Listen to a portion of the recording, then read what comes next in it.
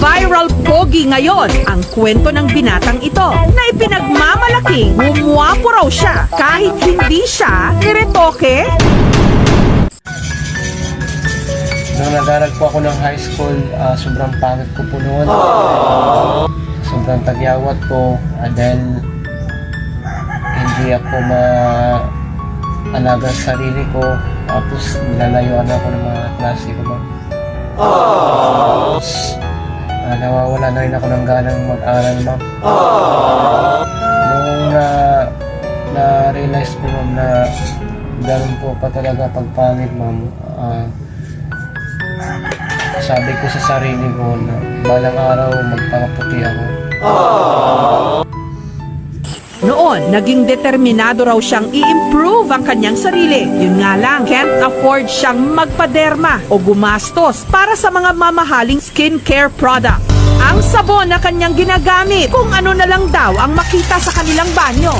Dinalasan na rin daw niya ang paliligo at paghihilot at nag-gym. Matapos ang ilang taong pagpapapogi, ito na ngayon. Mas marami ang tanong kaysa sagot, pero di naman kailangan. Gunggong! Barinig kita sa mukha eh! Nung gumamit po ako ng sabon, ma'am, grabing sobrang blessing po yung dumating sa akin, ma'am. Binago po talaga ang buhay ko, ma'am. Kasi minsan nga po lumalabas ako ng bahay. Kaguluhan ako ng mga babae dahil sa sobrang pogi ko po talaga. Barinig kita sa mukha eh! Tapos minsan mo naman po pinaghahampas po ako.